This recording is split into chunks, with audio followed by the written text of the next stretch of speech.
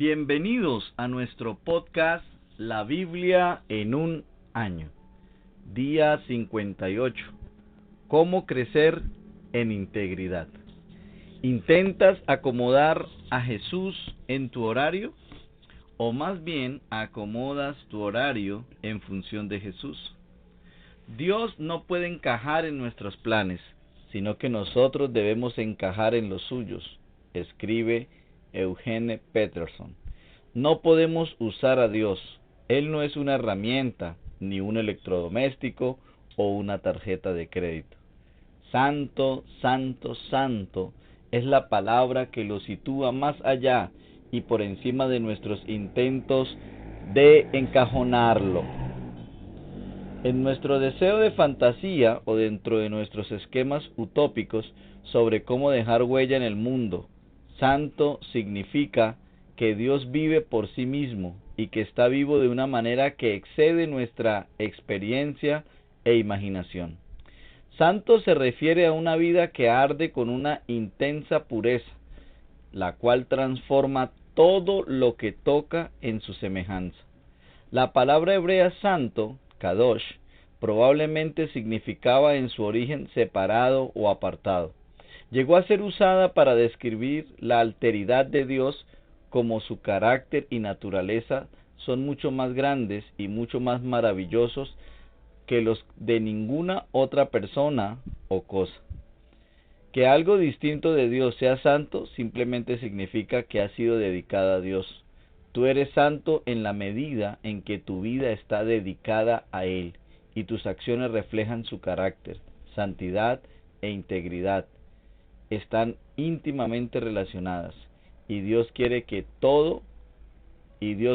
el todo de tu vida.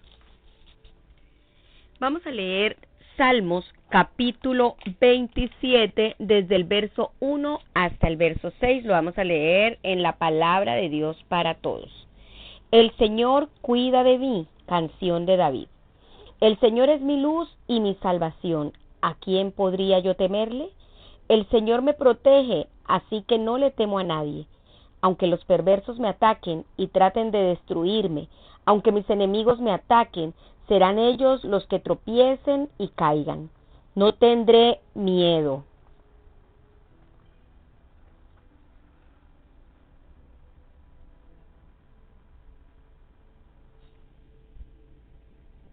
No tendré miedo. Un momento. Aunque todo un ejército me rodee, confiaré en Dios. Aunque me declaren la guerra, solo una cosa le pido al Señor. Esto es lo que más quiero, habitar en la casa del Señor por el resto de mi vida. Así podré disfrutar del placer de estar junto al Señor y visitarlo en su templo. Cuando esté en peligro, Él me protegerá en su casa. Él me esconderá bajo su techo, me llevará a un lugar seguro. El Señor me ayudará a derrotar a los enemigos que me rodean. Así, con alegría, podré ofrecerle sacrificios en su templo y cantar en su honor. Alaba al Señor en la hermosura de la santidad. ¿Cómo puedes hacer para vivir una vida exenta de temor? David tenía numerosas razones para tener miedo. Estaba rodeado de los malvados, enemigos y adversarios. Versículo 2. Aún así decía, ¿a quién temeré? ¿Quién podrá amedrentarme? Versículo 1. No temerá mi corazón, yo mantendré la confianza. Versículo 3. ¿Cómo puedes mantener la confianza ante la oposición y los ataques? El foco de su vida era la alabanza. Se centró en la única cosa, versículo 4, la que era su prioridad número 1. No intentes acomodar a Dios en tus planes. Haz tus planes en función de la prioridad de adorar y alabar a Dios. David ofrece una maravillosa descripción de lo que es alabanza. Lo que más quiere hacer por encima de todo es adorarlo en su santo templo y contemplar su hermosura. Versículo 4b de la Dios habla hoy. Allí podré ofrecer sacrificios en el templo y gritar de alegría y cantar himnos al Señor. Versículo 6, la parte B. Me encanta la expresión la hermosura del Señor, del versículo 4, la parte B. La palabra griega para hermosura, kalos, es la que se usa para describir todo lo que Jesús hizo. Marcos capítulo 7, versículo 37. Un hombre ruso describió a Jesús como infinitamente hermoso. Jesús no tenía una belleza exterior, como lo muestra en Isaías capítulo 52, versículos del 2 al 3, sino que tenía una belleza de otro tipo, la hermosura de la santidad. Al buscar al Señor y alzar la vista a su hermosura en la alabanza, Él te eleva por encima de las distracciones, los miedos y las tentaciones. Como lo explica David, porque en el día de la aflicción Él me resguardará en su morada. Al amparo de su tabernáculo me protegerá, y me pondrá en alto sobre una roca. Salmo capítulo 27, versículos 5 y 6. Vamos a orar. Señor, una sola cosa te pido, que habite en tu presencia todos los días de mi vida, y que pueda contemplar la hermosura de tu santidad, Señor. Ahora vamos a leer Marcos capítulo 9, desde el versículo 33 hasta el capítulo 10, versículo 12. Después llegaron al pueblo de Capernaum. Cuando ya estaba en la casa, Jesús les preguntó a sus seguidores, ¿de qué hablaban ustedes en el camino? Pero ellos se quedaron en silencio porque en el camino estaban discutiendo sobre quién era el más importante. Jesús se sentó, reunió a los 12 y les dijo, si alguno quiere ser el número 1, entonces debe ocupar el último lugar y servir a todos. Luego Jesús tomó un niñito, lo puso frente a ellos y levantándolo en los brazos le dijo, el que recibe a uno de estos niños en mi nombre, también me recibe a mí. El que me recibe a mí, también recibe al que me envió. Juan le dijo, Maestro, vimos a alguien expulsando demonios en tu nombre y tratamos de impedírselo porque no era uno de nosotros. Pero Jesús dijo, nadie que haga un milagro en mi nombre va a ponerse después a hablar mal de mí. El que no está en contra nuestra está con nosotros. La verdad es que si alguien les da un vaso de agua porque ustedes son del Mesías, tendrá su recompensa. Le va a ir muy mal al que haga pecar a uno de estos mis seguidores, a quienes es fácil hacerles daño. Sería mejor que lo tiraran al mar con una gran piedra de molino colgada al cuello. Y si tu mano te hace pecar, córtala. Es mejor perder una parte del cuerpo, pero tener la vida eterna. Eso es mucho mejor que tener las dos manos e ir al infierno. En aquel lugar el fuego nunca termina. Si tu pie te hace pecar, córtalo. Es mejor perder parte del cuerpo, pero tener la vida eterna. Eso es mucho mejor que tener dos pies y ser echado al infierno. Si tu ojo te hace pecar, sácatelo. Es mejor entrar con un solo ojo al reino de Dios que tener los dos ojos y ser echado al infierno. Allí los gusanos que se comen el cuerpo no mueren nunca y el fuego jamás se apaga. Dios les pondrá fuego a todos, como el que echa sal en la comida. La sal es buena, pero si se daña no es posible arreglarla. Así que sean bondadosos y vivan en paz unos con otros. Capítulo 10. Jesús enseña sobre el divorcio. Después Jesús salió de ese lugar y llegó a la región de Judea y al otro lado del río Jordán. Nuevamente se reunió mucha gente junto a Jesús. Él les enseñaba como de costumbre. También llegaron algunos fariseos que querían poner a prueba a Jesús y le preguntaron si está bien que un hombre se divorcie de su mujer. Jesús le contestó, ¿qué les ordenó Moisés? Ellos respondieron, Moisés permitía que un hombre se divorciara de su mujer escribiéndole un certificado de divorcio. Jesús le dijo, Moisés escribió ese mandamiento debido a la terquedad de ustedes. Pero en el comienzo de la creación, Dios hizo al hombre y a la mujer, por eso el hombre dejará a su papá y a su mamá para unirse a su esposa, y los dos serán un solo ser. Así que ya no son dos, sino uno solo. Por tanto, lo que Dios ha unido, que ningún ser humano lo separe. Cuando ya estaban en la casa, los seguidores le volvieron a preguntar sobre el divorcio. Jesús les contestó: el que se divorcia de su mujer y se casa con otra comete adulterio contra su mujer. Y la mujer que se divorcia de su esposo y se casa con otro también comete adulterio. Sirve al Señor con una vida de santidad. ¿Cuál ha de ser nuestra actitud hacia otros ministerios cristianos y otras iglesias cristianas? Las divisiones entre los seguidores de Jesús empezaron muy temprano. Los discípulos comenzaron a discutir acerca de quién era el mayor, capítulo 9, versículos 33 y 34. En este contexto, Jesús les habla sobre las características de una vida de santidad, y la primera que nombra es la humildad.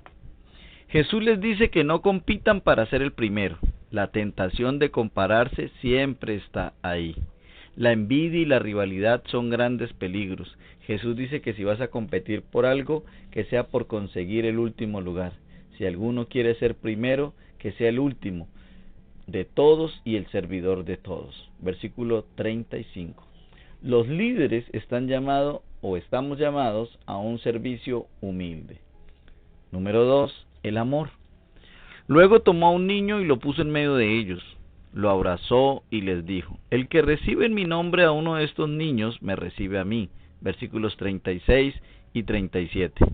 Ama y dale la bienvenida a todos, incluso a aquellos que no pueden hacer nada por ti, como lo son los niños, los débiles y los pobres.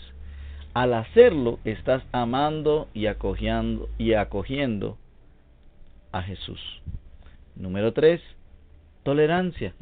Jesús dice a sus discípulos que no rechacen o juzguen a otros que hagan cosas en el nombre de Jesús, que no sean parte de su grupo, versículos 38, 39 y 41, o hagan las cosas de una manera diferente a como ellos la hacen. Es un error rechazar a otros cristianos, otras denominaciones y otras organizaciones porque no sean de los nuestros. Versículo 38. Número 4. Disciplina. A veces toleramos el pecado en nuestra vida, pero somos intolerantes respecto al pecado de los demás. Jesús nos enseña a ser tolerante con el pecado de los demás, pero intolerantes con el pecado en nuestra propia vida. Versículos desde el 42 hasta el 49. Por supuesto, Jesús no está diciendo que nos mutilemos literalmente, más bien usa el lenguaje figurativo para indicar lo que hacemos, es decir, con nuestras manos, como en el versículo 43, a los lugares que vamos, con nuestros pies, versículo 45, y a aquellos a los que miramos con nuestros ojos, versículo 47. Sé disciplinado, inflexible y radical con el pecado. El pecado suele llevar a la división. Jesús nos llama a ser implacables en nuestra determinación de vivir una vida de santidad. Número 5, paz. Jesús les dice que no discutan, sino que estén en paz. Él deseaba que sus discípulos se llevaran bien entre sí, dejaran de discutir y estuvieran en paz unos con otros. Versículo 50.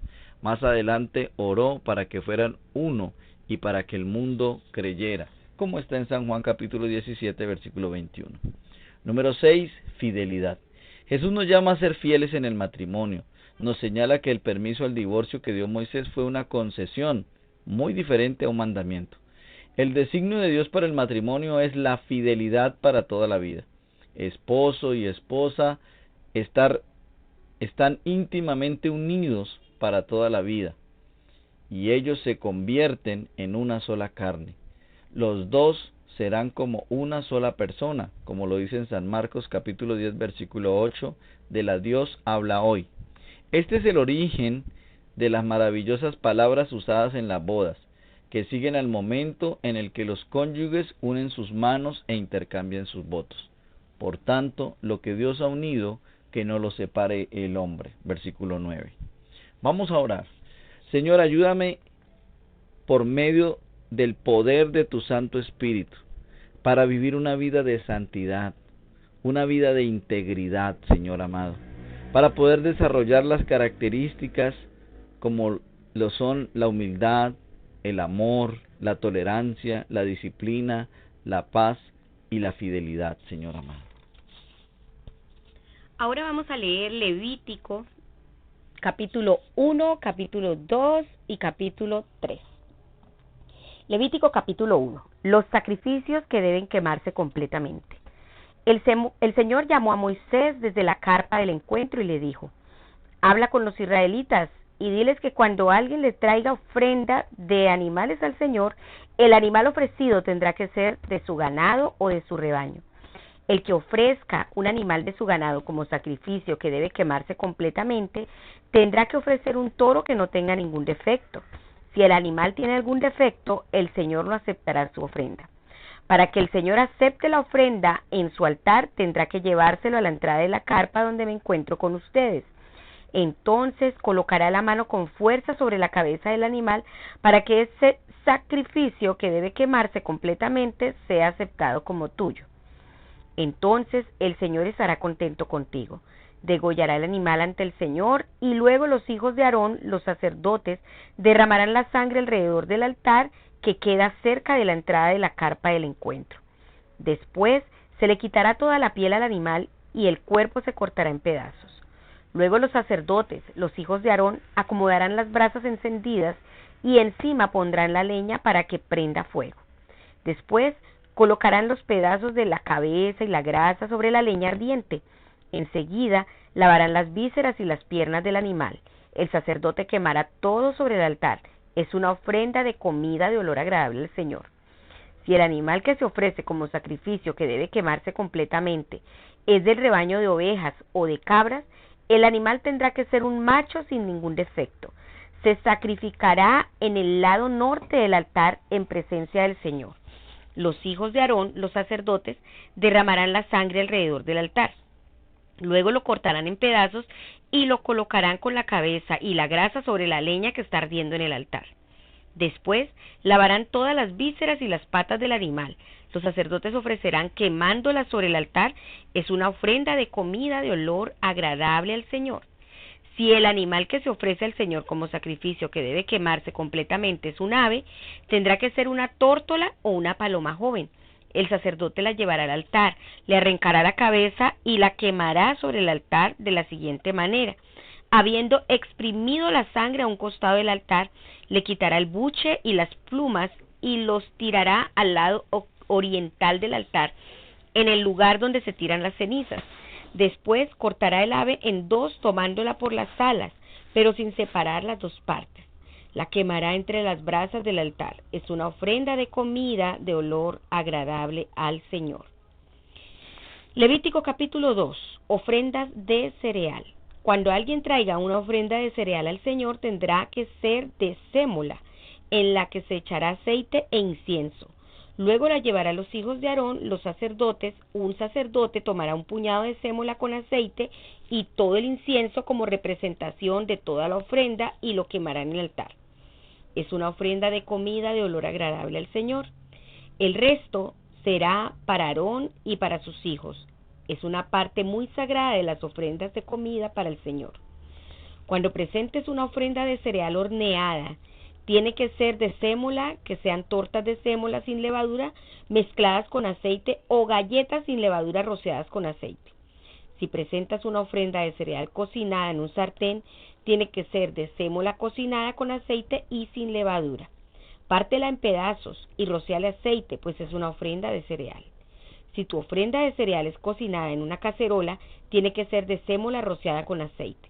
Traerás al Señor la ofrenda del cereal preparada con esos ingredientes. Se la entregarás al sacerdote y él la colocará en el altar. Luego, el sacerdote tomará una parte de la ofrenda de cereal en representación de toda la ofrenda y la quemará en el altar como ofrenda de comida de olor agradable al Señor. El resto de la ofrenda de cereal será para Aarón y para sus hijos. Es una parte muy sagrada de las ofrendas de comida para el Señor. No ofrecerán al Señor nada que tenga levadura, ni quemarán levadura ni miel como una ofrenda de comida para el Señor. Pueden traerlas al Señor como ofrendas de la primera cosecha, pero no ofrecerlas en el altar como olor agradable. Además, echarás sal a todas las ofrendas de cereal que traigas. No permitas que la sal del pacto de Dios falte en ninguna ofrenda de cereal. Todas tus ofrendas deberán tener sal. Cuando le lleves al Señor una ofrenda de la primera cosecha, le llevarás espigas frescas tostadas al fuego y machacadas. Esa será tu ofrenda de cereal de la primera cosecha. Y echarás aceite e incienso sobre la ofrenda de cereal. El sacerdote quemará parte del cereal machacado, el aceite y todo el incienso. Es una ofrenda de comida para el Señor. Levítico capítulo 3. Ofrendas para festejar. Cuando alguien presente un sacrificio como ofrenda para festejar y elija un toro o una vaca, el animal no deberá tener ningún defecto. El que presenta la ofrenda colocará la mano con fuerza sobre la cabeza del animal y lo degollará frente a la carpa del encuentro. Luego los hijos de Aarón, los sacerdotes, derramarán la sangre alrededor del altar. La ofrenda para festejar es una ofrenda de comida para el Señor. El que la ofrezca presentará la grasa que cubre las vísceras del animal, los 2 riñones y la grasa que los cubre, o sea, la que está junto a los lomos, y la parte de la grasa del hígado que sacará junto con los riñones. Luego los hijos de Aarón quemarán la grasa en el altar junto con el animal que está quemándose en el fuego sobre la leña. Es una ofrenda de comida de olor agradable al Señor. Cuando alguien ofrezca un animal de sus rebaños, macho o hembra, como ofrenda para festejar, el animal no deberá tener ningún defecto. Si elige una oveja como ofrenda, la llevará ante el Señor.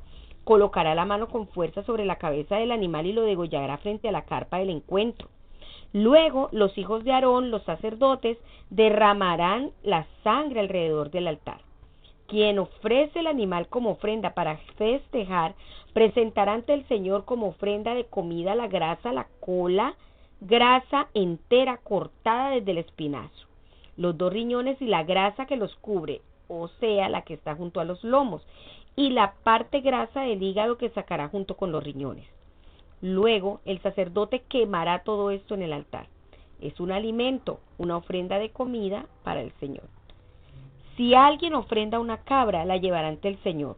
Colocará la mano con fuerza sobre la cabeza del animal y lo degollará frente a la carpa del encuentro. Luego los hijos de Aarón, los sacerdotes, derramarán la sangre alrededor del altar. Quien ofrende ofrecerá una parte del animal como ofrenda de comida para el Señor. Así que ofrecerá la grasa que cubre las vísceras del animal, los 2 riñones y la grasa que los cubre, o sea, la que está junto a los lomos, y la parte grasa del hígado que sacará junto con los riñones. Luego el sacerdote quemará todo esto en el altar como una ofrenda de comida de olor agradable. Toda la grasa es para el Señor. Esta es una ley permanente que cumplirán siempre ustedes y sus descendientes donde quiera que vivan. No comerán nada de grasa ni de sangre. Sé santo como el Señor es santo. ¿Cómo puedes vivir una vida santa cuando el mundo a tu alrededor es lo opuesto de santo? Cuando el pueblo de Dios estaba a punto de entrar en la tierra prometida, se da lo que Eugene Peterson describe como una pausa narrativa, un prolongado tiempo muerto para la instrucción, una detallada y meticulosa preparación para vivir santamente, en una cultura que no tiene la más remota idea de lo que es santo. En primer lugar, escribe, cada detalle en nuestra vida se ve afectado por la presencia de este santo Dios. Eres llamado a la santidad en cada aspecto de tu vida diaria. En segundo lugar, continúa diciendo Peterson, Dios provee un camino, los sacrificios y las fiestas y los sabbat, para atraer todo a todos a su santa presencia, transformados en el fuego ardiente de la santidad. El lenguaje de Levítico suena muy extraño para nuestros oídos modernos. La ley requería que el sacrificio fuera perfecto, sin defecto, capítulo 1, versículo 3. Mediante el sacrificio se realizaba la expiación, versículo 4. Simbólicamente, por medio de la imposición de manos sobre la cabeza de los toros, las cabras y los corderos, como por ejemplo en capítulo 3, versículos 2 y 8.